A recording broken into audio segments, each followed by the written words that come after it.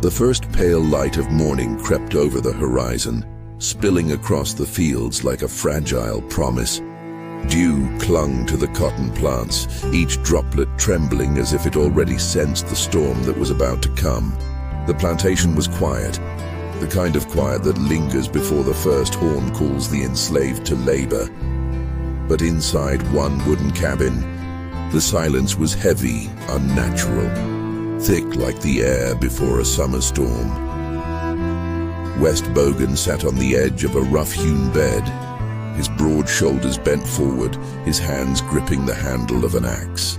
The steel caught the dim glow of dying embers from the night's fire. His breathing was slow but uneven, chest rising and falling with the weight of years compressed into a single morning. He had split wood with that axe 1,000 times, for the hearth, for the fields, for the comfort of others. But today, at daybreak, it would split something far greater. As the rooster crowed and the sun inched higher, West Bogan rose.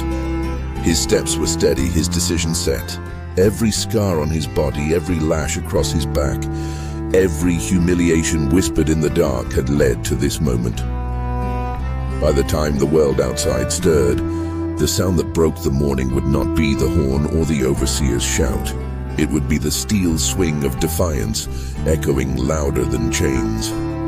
This was no longer the story of survival. This was the story of rebellion, the story of an enslaved man named West Bogan. Early life, West Bogan's life, began not in freedom, but in bondage.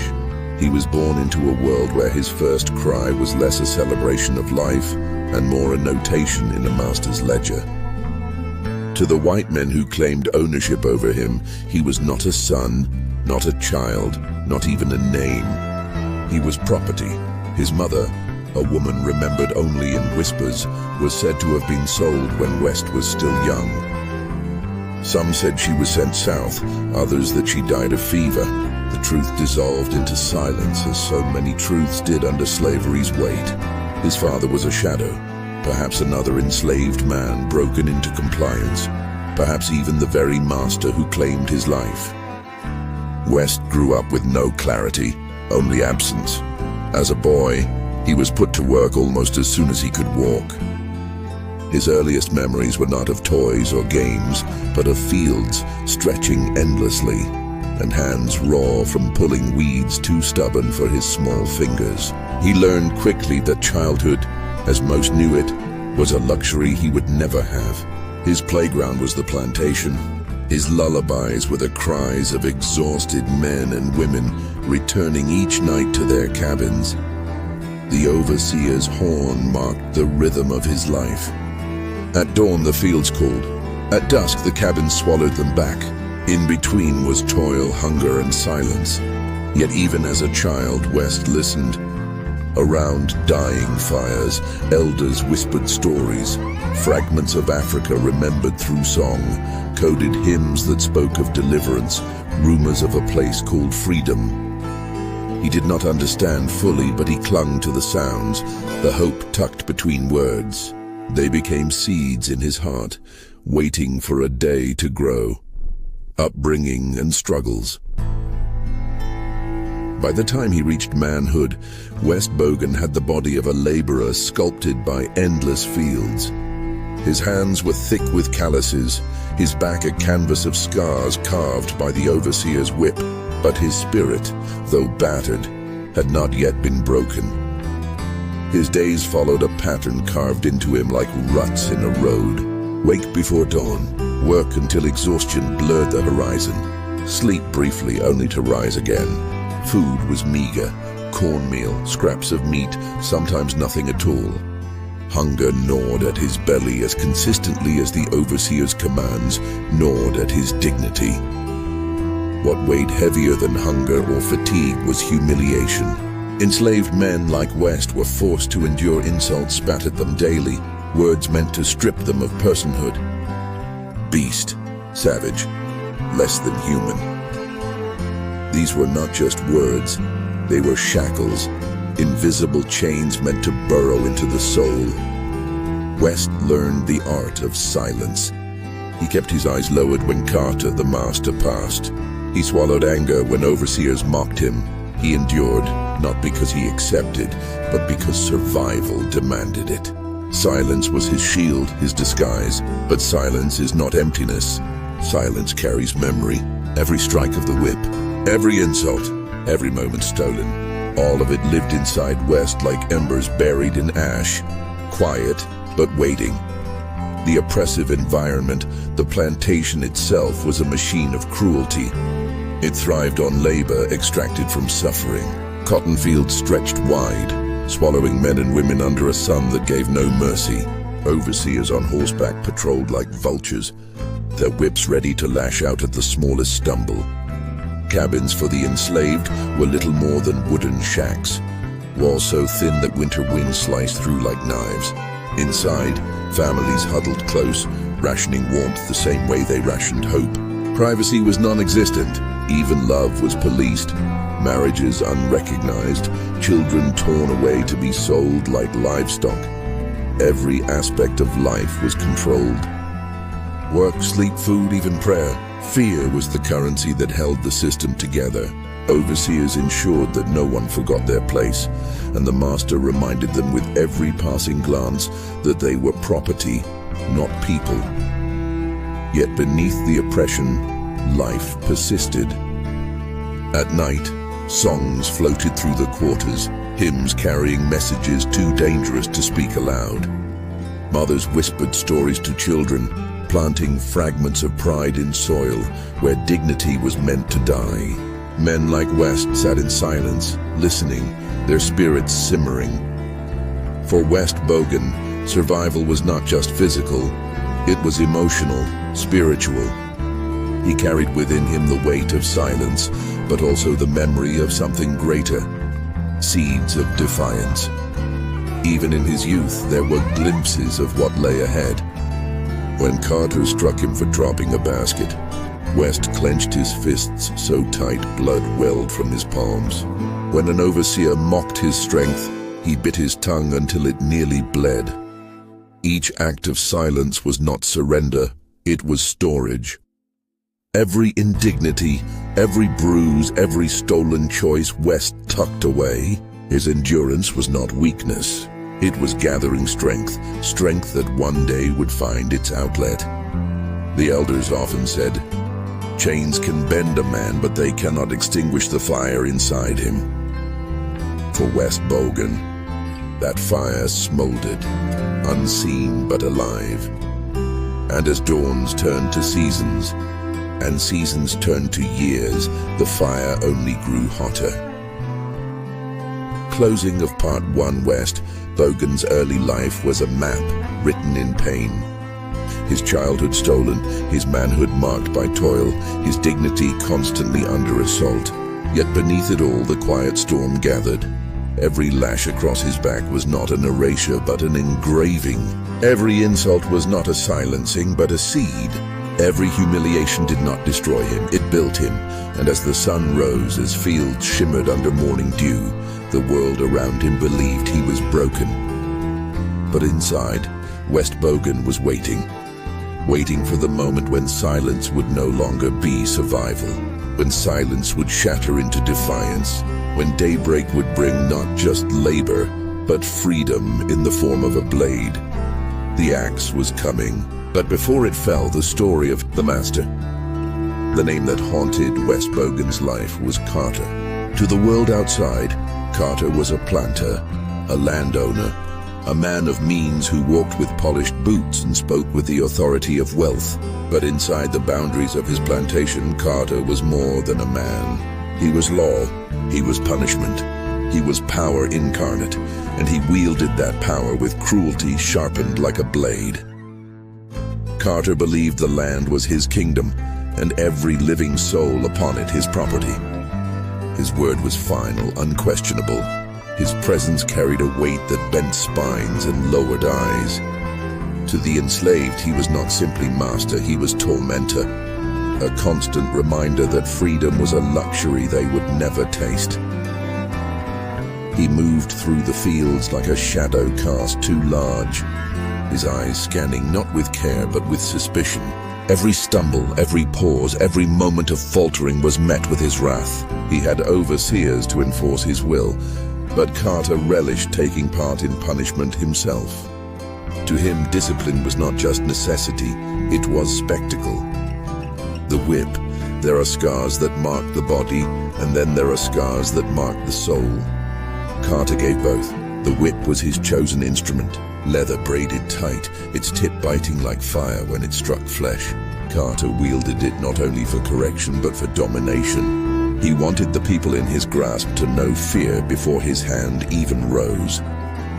West remembered vividly the first time the whip sang for him. He had been no older than 16, carrying a basket heavy with cotton. His arms trembled, sweat stung his eyes, and in his fatigue the basket slipped. Cotton spilled into the dirt. Carter was there as if summoned by weakness. The lash came swiftly, tearing through shirt and skin alike. West staggered, but he did not cry out. That silence angered Carter more than tears would have. A second lash came, then a third, until West collapsed to his knees, his back ablaze. The overseer stood nearby, but Carter did not yield the whip. He relished the act himself. When at last he paused, breathing hard from his own exertion, he sneered down at West. "Get up, boy. You'll learn your place." West got up. But something else got up inside him that day too. Something Carter could not see, buried behind lowered eyes and clenched jaw. Arrogance and power. Carter thrived on spectacle. He dressed in fine coats, boots polished to a shine, rings glinting on his fingers. He smoked cigars that smelled of imported luxury, even as the men and women in his fields had barely enough to eat. At meals in the big house, he dined on meats and wines, while in the cabins, West and others were left with scraps. The contrast was deliberate. Carter enjoyed not only indulging in his excess, but reminding others of their deprivation. He boasted to visitors about his stock, speaking of men and women as if they were cattle, bragging of their strength, their endurance, their obedience. When guests asked how he kept them in line, Carter would smile thinly and say, "A man only respects what he fears." Fear was his currency. Humiliation his weapon. He understood that to break a body was simple, but to break a spirit required spectacle. So he ensured that punishments were public, each lash or blow a message not just to one, but to all. Resist, and this is your fate. Psychological torment. Carter's cruelty was not only physical, it was calculated, psychological. He took children from parents, selling them south as if separating kin were nothing more than moving pieces on a chessboard. He renamed men and women, stripping them of their heritage, giving them mockery names that erased their identity. West, he insisted on calling boy, no matter how many years turned the youth into a man. That word cut deeper than the whip. It was denial of manhood, denial of personhood. At times, Carter would stand in the fields, watching silently as men bent over their work. He would smile, not warmly but with cold satisfaction. That smile said everything. It was the look of a man who believed he owned not just bodies, but souls. At night, Carter's shadow extended into the cabins. Women lived in fear of his visits. His presence was violation, his authority absolute. The men, powerless to protect, carried the shame in silence, anger simmering in their chests. West heard the cries, saw the aftermath, bore witness to the terror Carter spread like a sickness.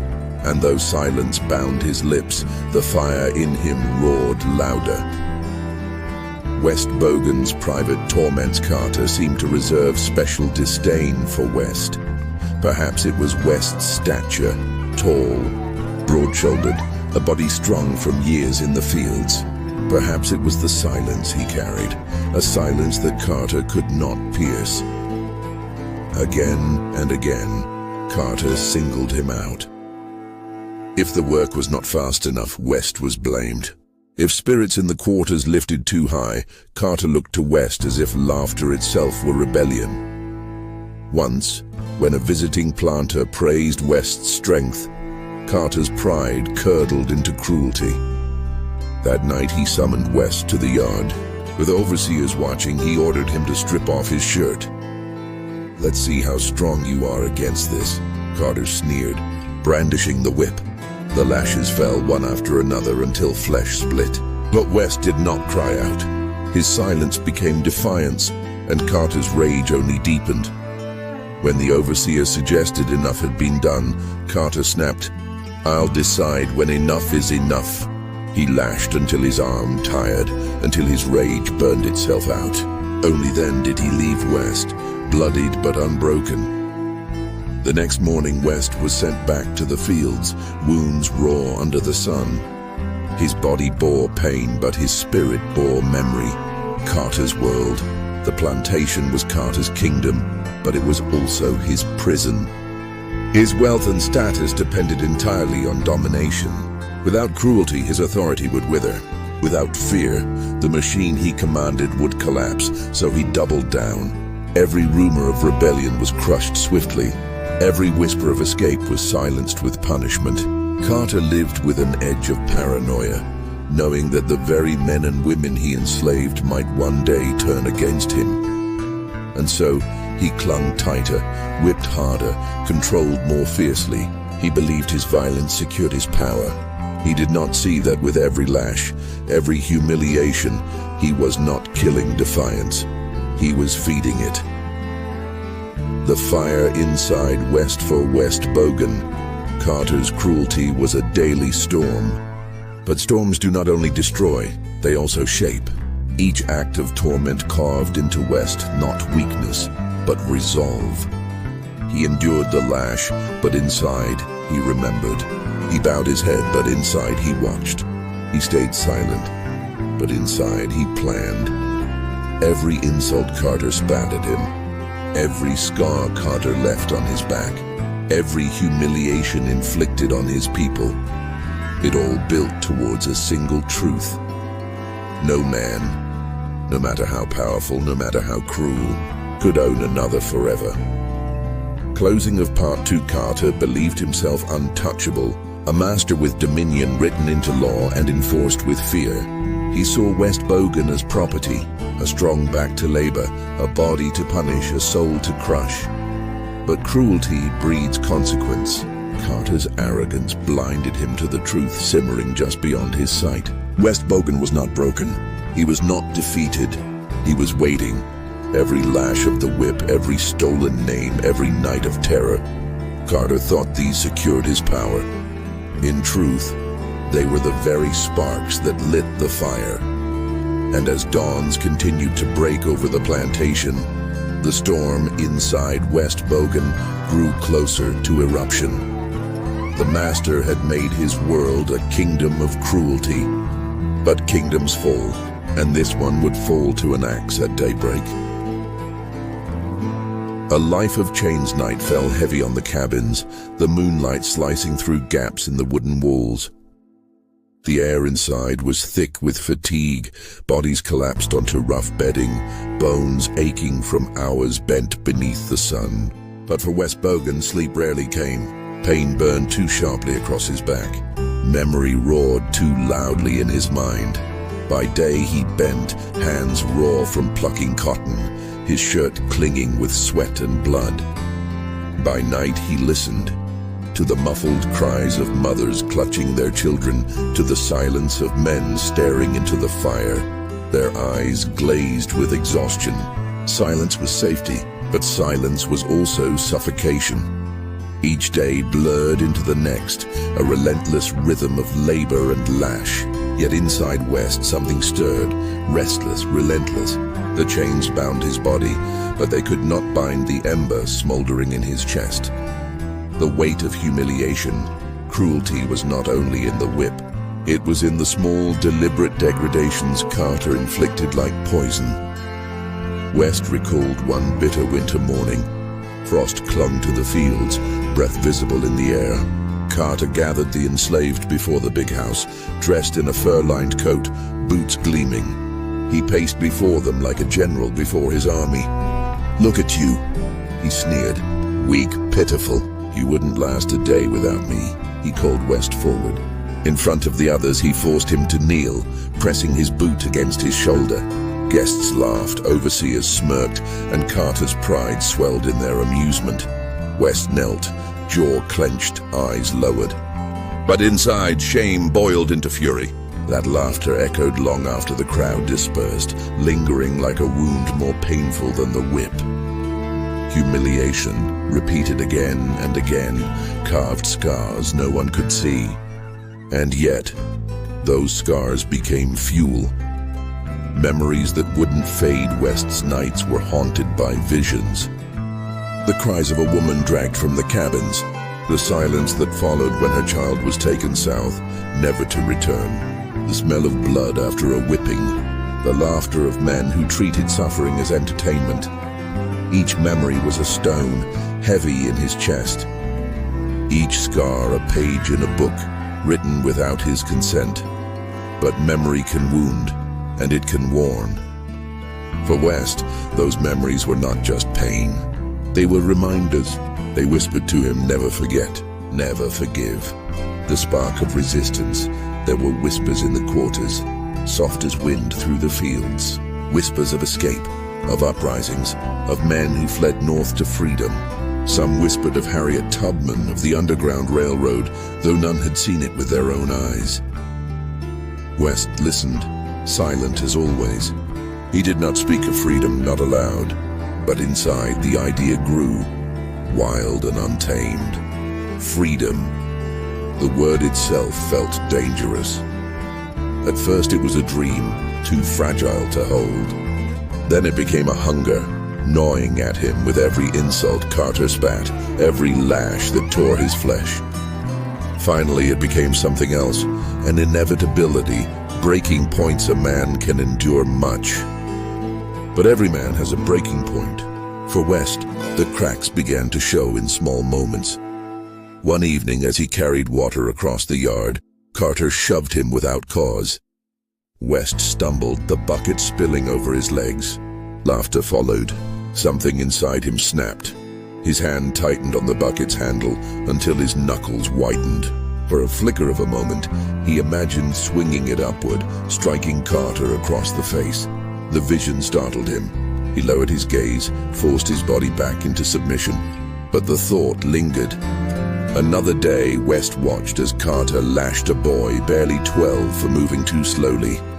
The child's cries split the air, his small body writhing under the whip. West's jaw locked, his fists curled. He stepped forward before catching himself, forcing his feet still. Carter never noticed, but West did. His restraint was thinning. Each incident was like kindling tossed into a fire already smoldering.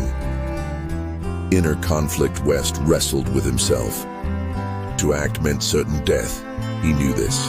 He had seen others punished for far less. Whipped until bone showed, hanged from trees as warnings.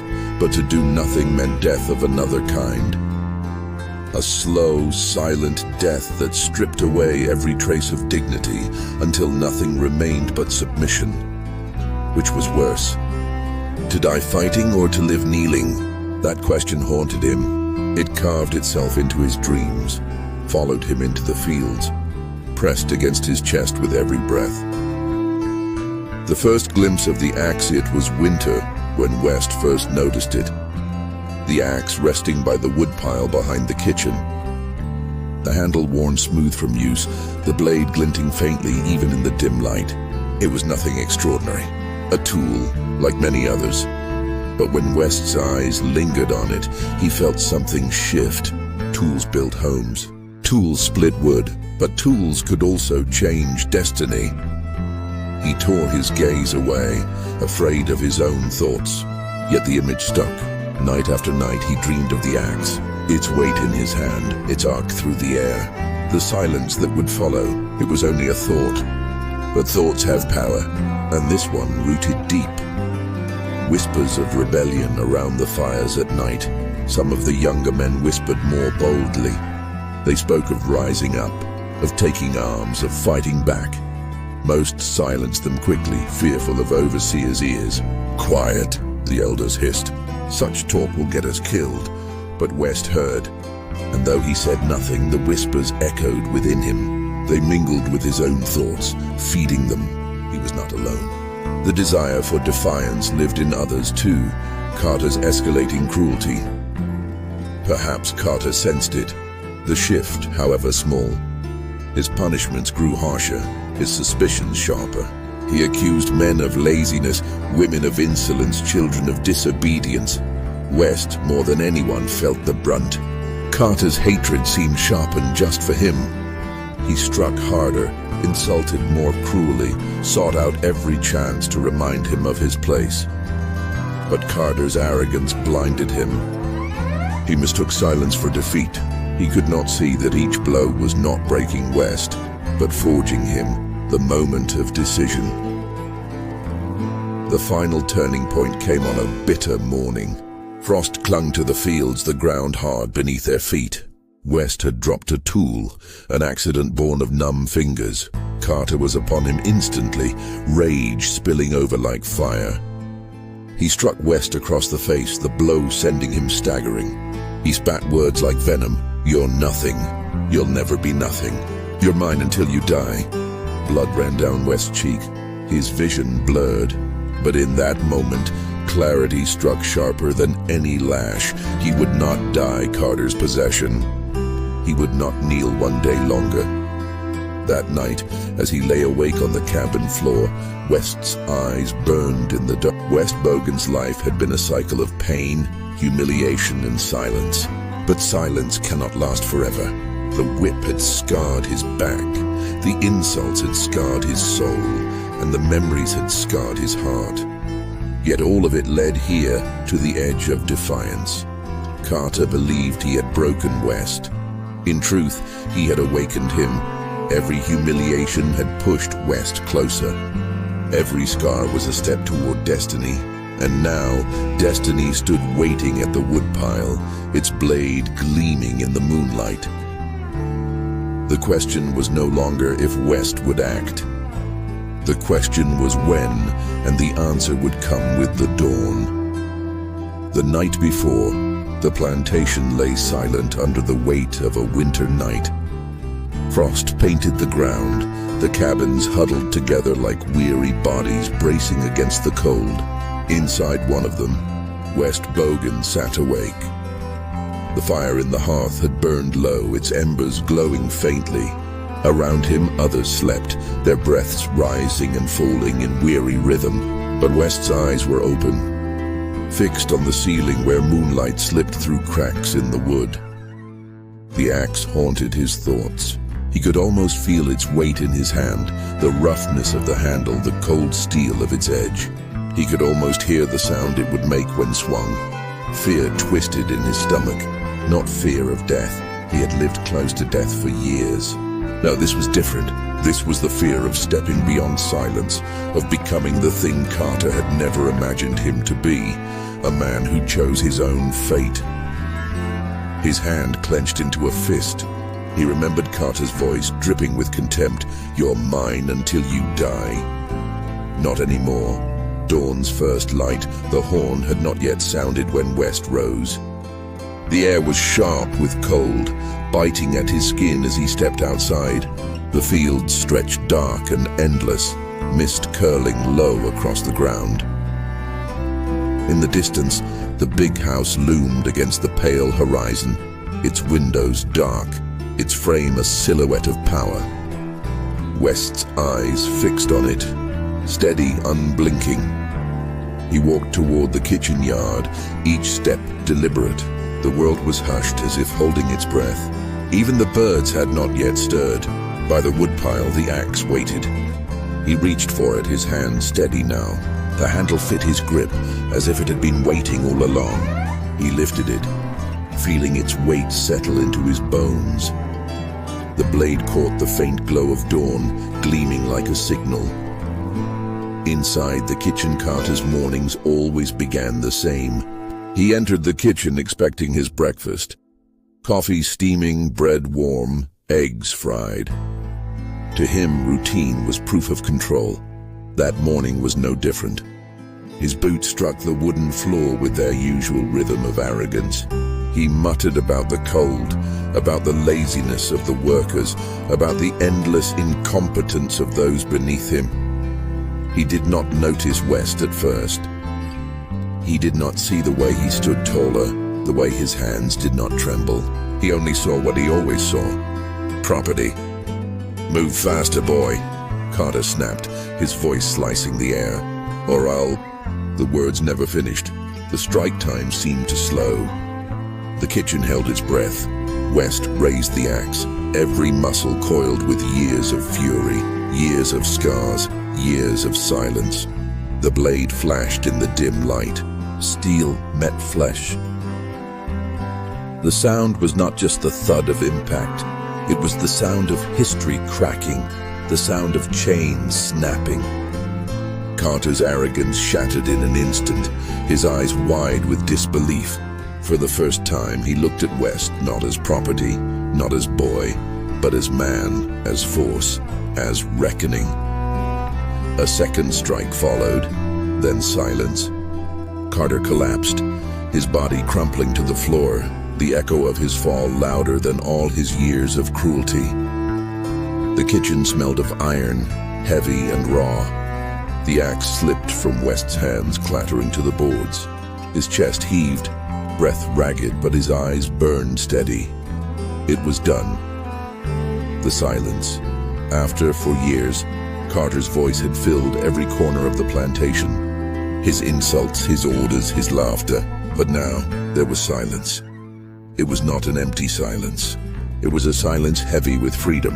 A silence that rang louder than any whip crack, any command. West stood still, the room spinning around him. His ears roared with the sound of his own heartbeat, thundering like war drums.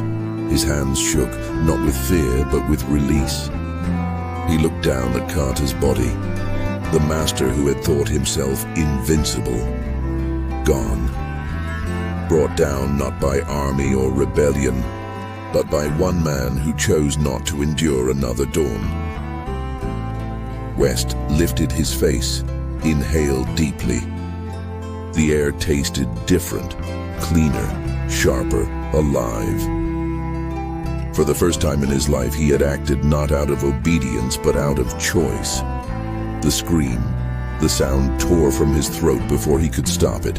A scream, raw and unrestrained, years of silence breaking all at once.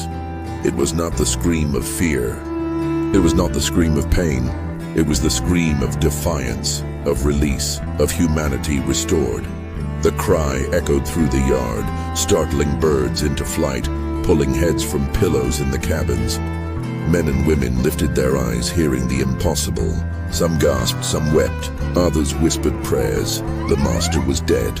West Bogan had struck back. Shockwaves, the plantation stirred in chaos. Overseers rushed toward the kitchen, their boots pounding.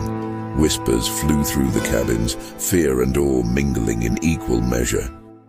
When they found West, he was not fleeing. He stood in the kitchen, still as stone, his eyes fixed on the horizon where dawn was breaking. The axe lay at his feet. Carter's body sprawled behind him. The overseers froze, stunned. The man they had feared, the man they had obeyed, lay lifeless. And the one they had called property stood taller than ever, unflinching. For a heartbeat, no one moved. The world itself seemed suspended between past and future. The seizure, then chaos erupted. Shouts filled the air, boots thundered, chains clattered.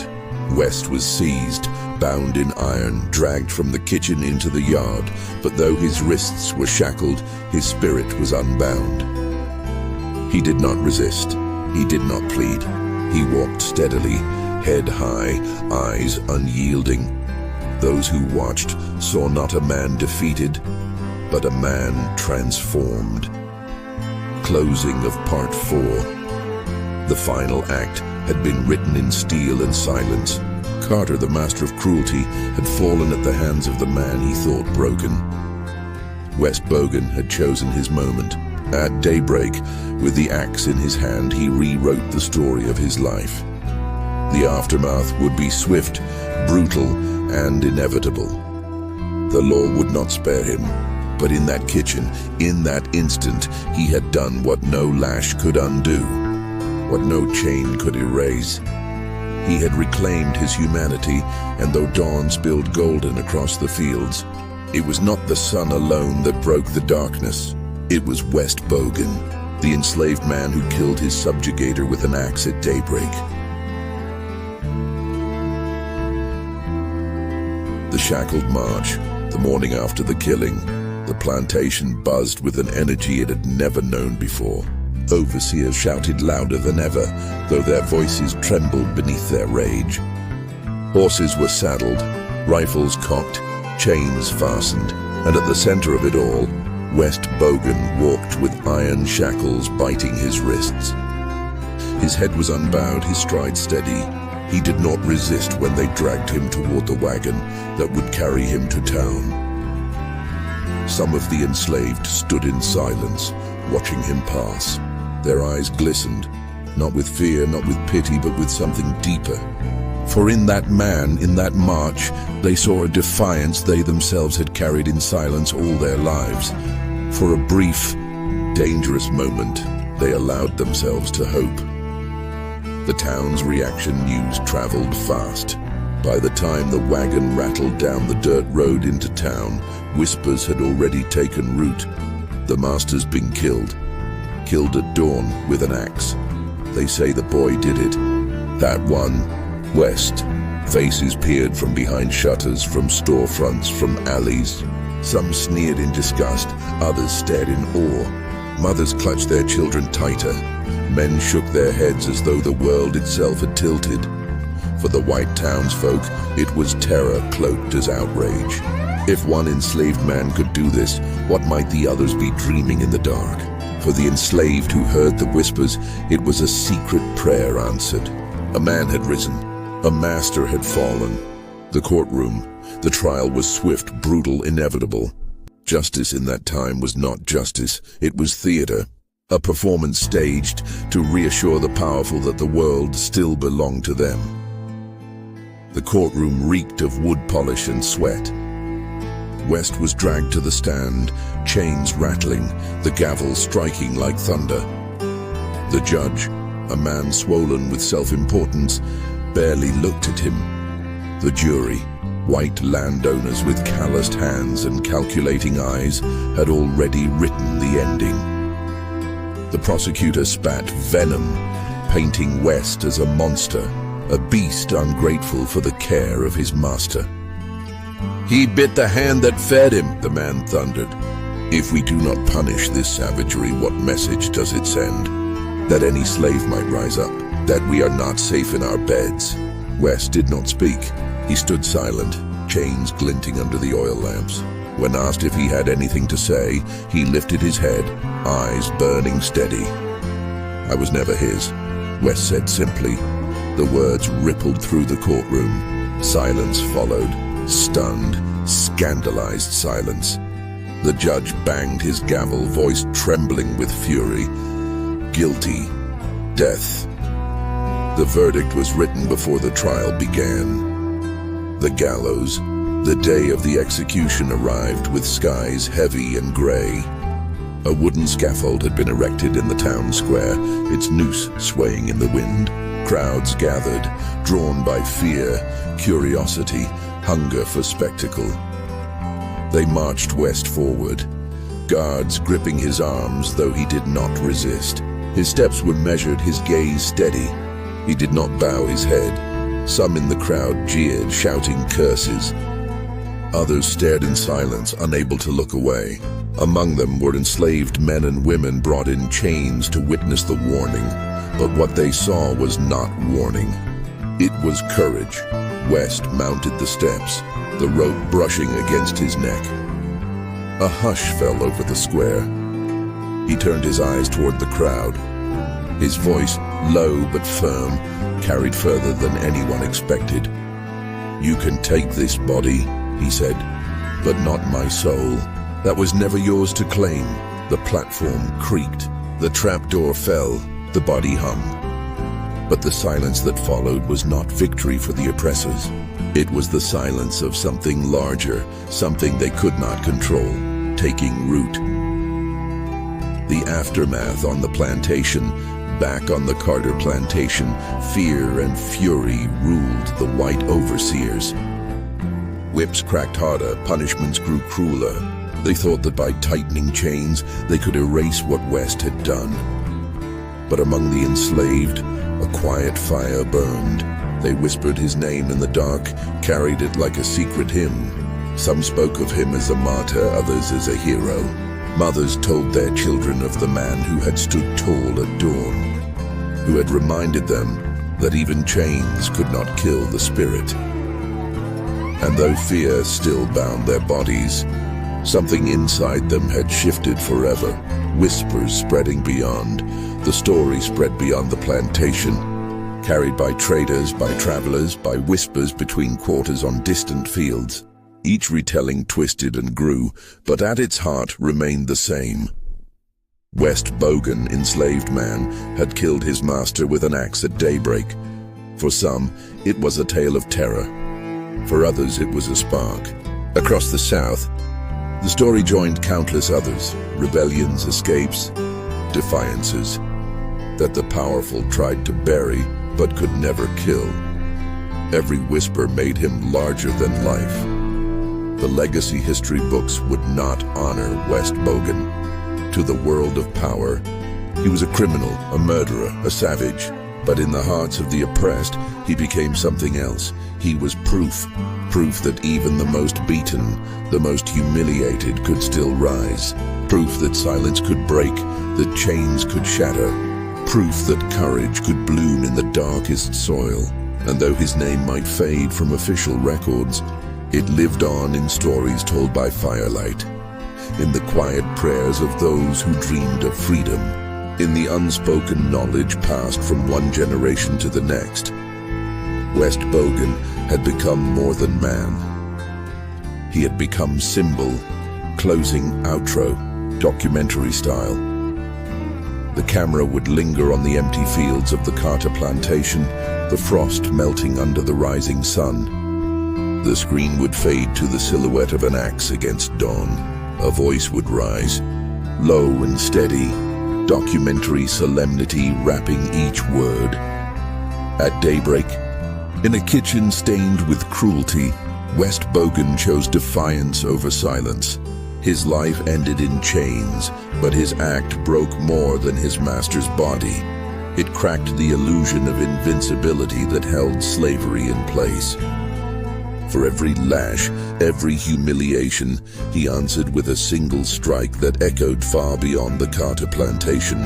His story is not one of crime alone, but of resistance, of humanity refusing to be erased. Remember his name, West Bogan, the enslaved man who killed his subjugator with an axe at daybreak. The screen darkens, music swells, text fades in. If you want more stories of hidden histories and voices that refuse silence, subscribe and join us. This is not just history, it is the echo of humanity itself.